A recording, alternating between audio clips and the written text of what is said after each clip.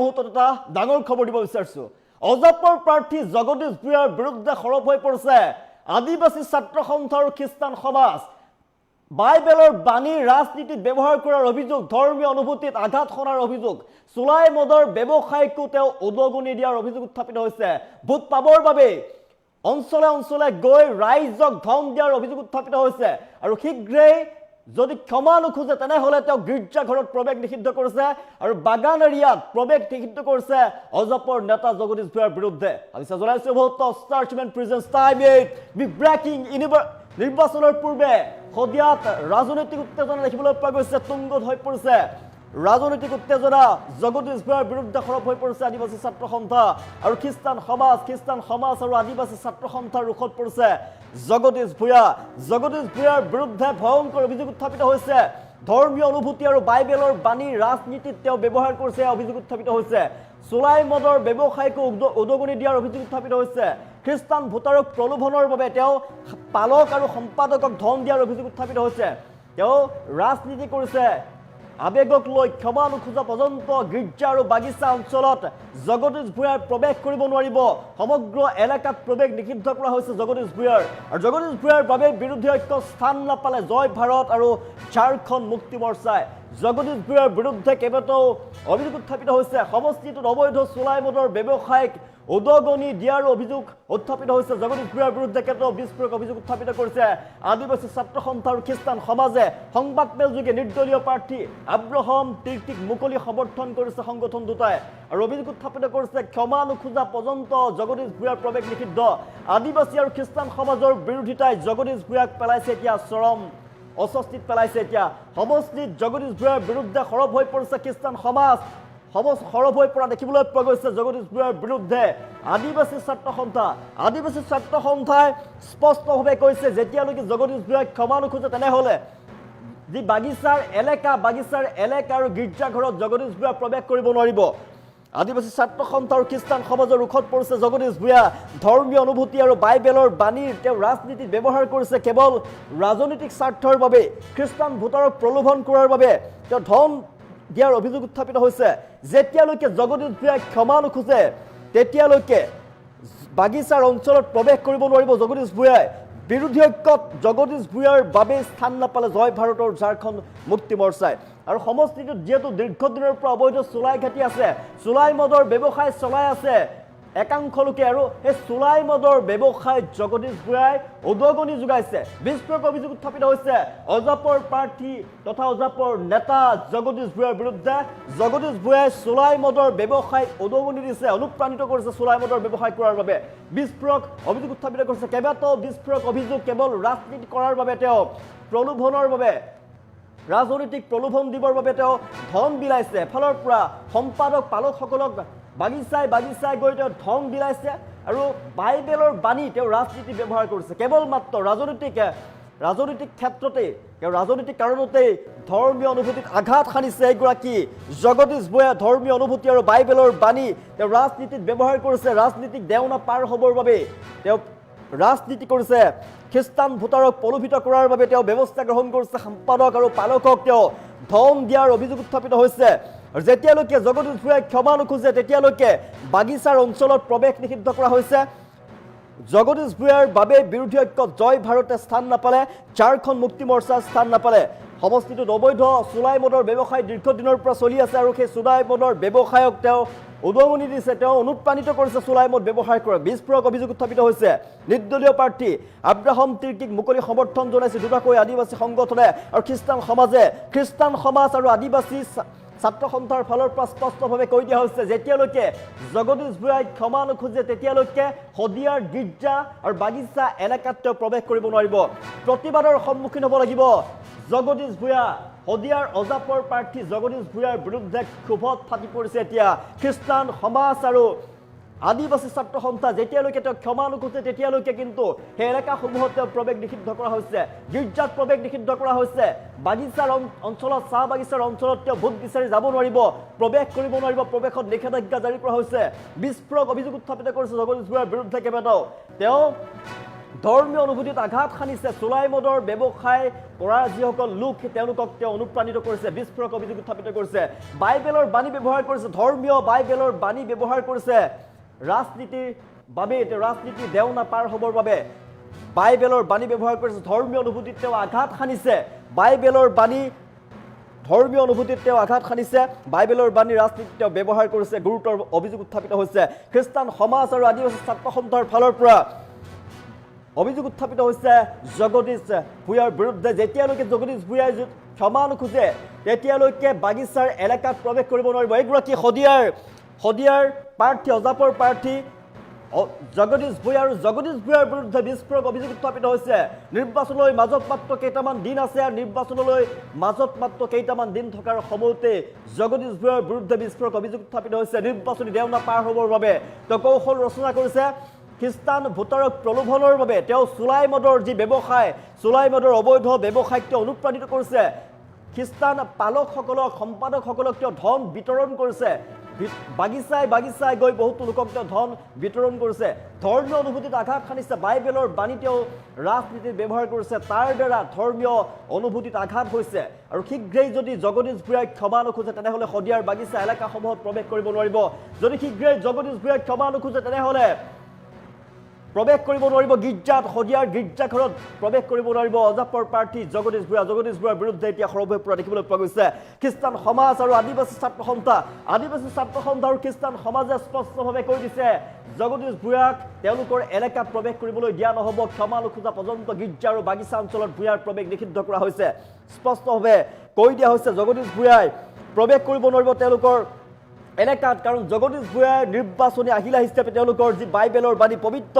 বাইবেলৰ বাণীক তেওঁলোকে ব্যৱহাৰ কৰিছে জগদীশ ভূঞাই আৰু ইয়াত চৰম আঘাত সানিছে ধৰ্মীয় অনুভূতিত আঘাত সানিছে জগদীশ ভূঞাৰ ফালৰ পৰা জগদীশ ভূঞাই যদি শীঘ্ৰেই ক্ষমা নোখোজে তেনেহ'লে কিন্তু তেওঁক প্ৰৱেশ কৰাত নিষিদ্ধ কৰা হৈছে তেওঁলোকৰ বাগিচাসমূহত প্ৰৱেশ কৰিব নোৱাৰিব গীৰ্জাঘৰত প্ৰৱেশ কৰিব নোৱাৰিব জগদীশ ভূঞাই শদিয়া সমষ্টিত নিৰ্বাচনৰ গৰম বতাহ বলিছে আৰু সেই সময়তে এতিয়া দেখিবলৈ পোৱা গৈছে জগদীশ ভূঞাৰ বিৰুদ্ধে ক্ষোভত ফাটি পৰিছে আদিবাসী ছাত্ৰ সন্থা খ্ৰীষ্টান সমাজ অজাপৰ প্ৰাৰ্থী জগদীশ ভূঞাক উভতি ধৰিছে আদিবাসী ছাত্ৰ সন্থা তথা খ্ৰীষ্টান সমাজে আৰু সংবাদ মেলৰ জৰিয়তে জগদীশ ভূঞাৰ বিৰুদ্ধে কেইবাটাও গুৰুতৰ অভিযোগ উত্থাপিত কৰিছে আদিবাসী ছাত্ৰ সন্থা আৰু খ্ৰীষ্টান ঐক্য মঞ্চই ৰাজনীতিত বাইবেলৰ বাণী ব্যৱহাৰ কৰাৰ অভিযোগ উত্থাপিত হৈছে তেওঁৰ বিৰুদ্ধে গুৰুতৰ অভিযোগ গীৰ্জাৰ পালক আৰু সম্পাদকক ধন বিতৰণ কৰাৰ গুৰুতৰ অভিযোগ উত্থাপিত হৈছে নিৰ্বাচনৰ প্ৰাকখনত তেওঁ ভোট লাভৰ বাবে বৃহৎ পৰিমাণৰ ধন বিতৰণ কৰাৰ অভিযোগ উত্থাপিত হৈছে ছাত্ৰ সন্থা হৈ এই শদিয়াবাসী ৰাইজক অৱগত কৰিব বিচাৰিছোঁ যে জগদীশ ভূঞা নামৰ ব্যক্তিজন জাতীয় পৰিষদৰ চিম্বল লৈ আহি ইয়াত আঞ্চলিক দলৰ হৈ আৰু কংগ্ৰেছ দলৰ লগত এলায়েন্স কৰি পিনে আজি ইয়াত যি আমাৰ শদিয়াবাসীৰ বিভিন্ন গীৰ্জাঘৰত গৈ পিনে যি প্ৰভুৰ বাক্য এটা লিখি দিছে যে মই বাট সত্য আৰু জীৱন এই শব্দটো পবিত্ৰ বাইবেলৰ পৰা জগদীশৰ ফটোৰ কিনাৰত লগাই পিনে গীৰ্জাঘৰৰ নামত সহজ সৰল খ্ৰীষ্টিয়ান ধৰ্মাৱলম্বী মানুহক সি ইম'চনেল ব্লেকমেইল কৰা ৰাজনীতিক বন্ধ কৰক অন্যথা আমি দেখিছোঁ যে প্ৰত্যেকটা গীৰ্জাঘৰত প্ৰত্যেকটা মণ্ডলীত গৈ পিনে কবৰস্থানত গৈ পিনে এই গুড ফ্ৰাইডেৰ সময়ত তেওঁ নিৰ্বাচনী প্ৰচাৰ চলাই থকা আমি সকলো গীৰ্জাঘৰত যোৱা আৰু বাগান এলেকাত সোমোৱা আমি নিষেধাজ্ঞা ঘোষণা কৰিছোঁ যেতিয়ালৈকে জগদীশ ভূঞা ক্ষমা নিবিচাৰে প্ৰত্যেকটা প্ৰচাৰক আৰু ছেক্ৰেটাৰী গীৰ্জাঘৰৰ প্ৰত্যেকটা মণ্ডলীত থাকে গতিকে সেই প্ৰচাৰ আৰু ছেক্ৰেটাৰীক মাতি পিনে 2500 টকা তেখেতে দিছে আৰু তেখেতসকলক অনুৰোধ জনাইছে যে গোটেইকেইটা সদস্য যিমান গীৰ্জাঘৰত আছে সেইবিলাক সদস্যক মোলৈ মানে ভোটটো গোটেইকেইটাক দিয়াই দিবা তো গতিকে এই পবিত্ৰ গীৰ্জাঘৰত নিকৃষ্ট ৰাজনীতি আমি বিচৰা নাই আৰু এই সহজ সৰল মানুহবিলাকক ধৰ্মীয় ৰাজনীতি কৰাৰ পৰা আমি তেখেতক বিৰত থাকিবলৈ আমি আহ্বান জনাইছোঁ সদৌ অসম আদিবাসী ছাত্ৰ সন্থা হৈ এই শদিয়াবাসী ৰাইজক অৱগত কৰিব বিচাৰিছোঁ যে জগদীশ ভূঞা নামৰ ব্যক্তিজন জাতীয় পৰিষদৰ চিম্বল লৈ আহি ইয়াত আঞ্চলিক দলৰ হৈ আৰু কংগ্ৰেছ দলৰ লগত এলায়েন্স কৰি পিনে আজি ইয়াত যি আমাৰ শদিয়াবাসীৰ বিভিন্ন গীৰ্জাঘৰত গৈ পিনে যি প্ৰভুৰ বাক্য এটা লিখি দিছে যে ময়ে বাট সত্য আৰু জীৱন। এই শব্দটো পবিত্ৰ বাইবেলৰ পৰা জগদীশৰ ফটোৰ কিনাৰত লগাই পিনে গীৰ্জাঘৰৰ নামত সহজ সৰল খ্ৰীষ্টিয়ান ধৰ্মাৱলম্বী মানুহক সি ইম'চনেল ব্লেকমেইল কৰা ৰাজনীতিক বন্ধ কৰক। সদৌ অসম আদিবাসী ছাত্ৰ সন্থা তিনিচুকীয়া জিলা সমিতিৰ পৰা মই ক'ব বিচাৰোঁ যে এই বৃহত্তৰ শদিয়া সমষ্টিটোত আমি জয় ভাৰত পাৰ্টীৰ নিৰ্দলীয় প্ৰাৰ্থী হিচাপে আমি আব্ৰাহাম তিৰ্কী ডাঙৰীয়াক আমি প্ৰাৰ্থিত্ব আগবঢ়াইছোঁ আৰু এই ক্ষেত্ৰত আমাৰ জগদীশ ভূঞা ডাঙৰীয়াই তেখেতে যি আমাৰ যি আন্দোলন আছিল যে আমি ইয়াত ঝাৰখণ্ড মুক্তি মৰ্চা আৰু জয় ভাৰত পাৰ্টী এলায়েন্স হৈ আমি যি প্ৰাৰ্থিত্ব প্ৰদান কৰিবলগীয়া আছিল সেই প্ৰাৰ্থিত্ব প্ৰদান কৰাৰ ক্ষেত্ৰত তেখেতে আমাক বাধা আৰোপ কৰি নিজে জাতীয় পৰিষদৰ এজন প্ৰাৰ্থী হিচাপে থিয় হৈ আৰু ধৰ্মীয় ৰাজনীতি কৰাত তেওঁ আৰম্ভ কৰিলে। প্ৰত্যেক গীৰ্জাঘৰৰ প্ৰত্যেক চাৰ্চত গৈ তেখেতে নিজৰ পেইডত বাইবেলৰ কিছুমান বাক্য ব্যৱহাৰ কৰি তেওঁ ধৰ্মীয় ৰাজনীতি কৰাৰ ক্ষেত্ৰত আৰম্ভ কৰিছে। গতিকে আমি তেখেতক আমি সকীয়াই দিব বিচাৰিছোঁ যে এই ধৰ্মীয় ৰাজনীতি কৰাৰ ক্ষেত্ৰৰ পৰা তেওঁ বিৰত থাকক আৰু যে আব্ৰাহাম তিৰ্কী আমি নিৰ্দলীয় প্ৰাৰ্থী হিচাপে জয় ভাৰত পাৰ্টীৰ নিৰ্দলীয় প্ৰাৰ্থী হিচাপে তাক আমি থিয় কৰি তাক অপপ্ৰচাৰ কৰা তেওঁ বন্ধ কৰক। আৰু আমাৰ যি দাবী আছে সেই দাবীসমূহ শদিয়াবাসীক আমি জনাব বিচাৰিছোঁ যে আমাৰ দাবী এটাই আছে যে আমি 6 জনজাতিক জনজাতিকৰণ আৰু মাটিৰ পট্টা আদিৰ ক্ষেত্ৰত আমি আমাৰ নিজস্ব ৰাজনৈতিক দল হিচাপে আমি তেখেতক আমি থিয় কৰাইছোঁ। গতিকে তেওঁক সমূহ শদিয়াবাসী ৰাইজে আগবঢ়াই লৈ যাবৰ কাৰণে তেখেতক আমি আহ্বান জনাইছোঁ। আৰু জগদীশ ভূঞা ডাঙৰীয়াদেৱ তেখেতে 10টা বছৰ কাৰ্যকাল কৰি 5টা বছৰ তেখেতে পৰ্যটক মন্ত্ৰী আছিল অসম চৰকাৰৰ। কিন্তু তেখেতে কি যি সময়ত শদিয়া সমষ্টিৰ বিধায়ক হৈ থকা সময়ত তেখেতে কিছুমান মানুহক কিছুমান এছাম ব্যক্তিক তেওঁ চুলাই বনোৱাৰ অনুজ্ঞাপত্ৰ প্ৰদান কৰা বুলি আমি শুনিবলৈ পাইছোঁ। কিন্তু আজি যদি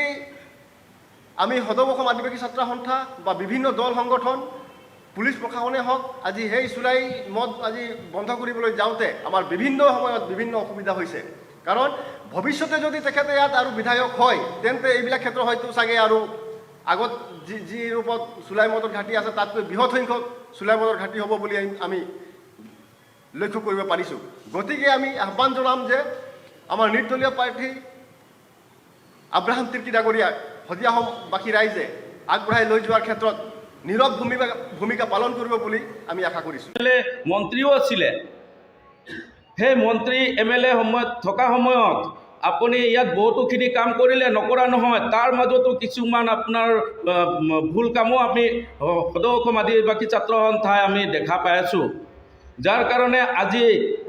সেই ভুল কামবিলাক আমি আজিলৈকে শুধৰাব পৰা নাই। আৰু সেই ভুল কাম হৈ গ'ল যে কিছুমান জেগাত এনেকুৱা চুলাই ঘাটিও বনি গ'ল, যাৰ কাৰণে চুলাই ঘাটিটো যেতিয়া উৎখাত কৰিবলৈ যোৱা হয় আপোনাৰ নাম তাত নিজে নিজে আহি যায়, সেইবিলাক মানুহে আপোনাৰ নাম লয়। তো গতিকে আপুনি সেই চুলাই শদিয়া সমষ্টিত আজি চুলাইৰ কাৰণে ইয়াত বহুতো পত্নীয়ে নিজৰ স্বামীক হেৰুৱাব লগা হৈছে, বহুতো মাকে নিজৰ ল'ৰাক হেৰুৱাব লগা হৈছে। এনে কাৰ্য বহুতো দিন চলি যোৱাৰ পাছত আপুনি আজি আকৌ জাতীয় পৰিষদ লৈ পিনে আজি ইয়াত MLAৰ কাৰণে আজি আহিছে। আমি সেইটোৰ কাৰণে আপোনাক বেয়া পোৱা নাই, কিন্তু আজি আমাৰ যি মেইন উদ্দেশ্য হৈ গ'ল আজি যে আমাৰ জাতীয় পৰিষদ দলে আৰু আপুনি আমাৰ শদিয়া সমষ্টিত আমাৰ আশাই যি ইমান দিনৰ পৰা এটা চিন্তা কৰি যি ৰাজনৈতিক দল ইয়াত আনিছিলে, সেইটো ক্ষেত্ৰত আপুনি বাধা দিয়াৰ কাৰণে আজি আমি এইবিলাক কথা ক'বলগীয়া হৈছে।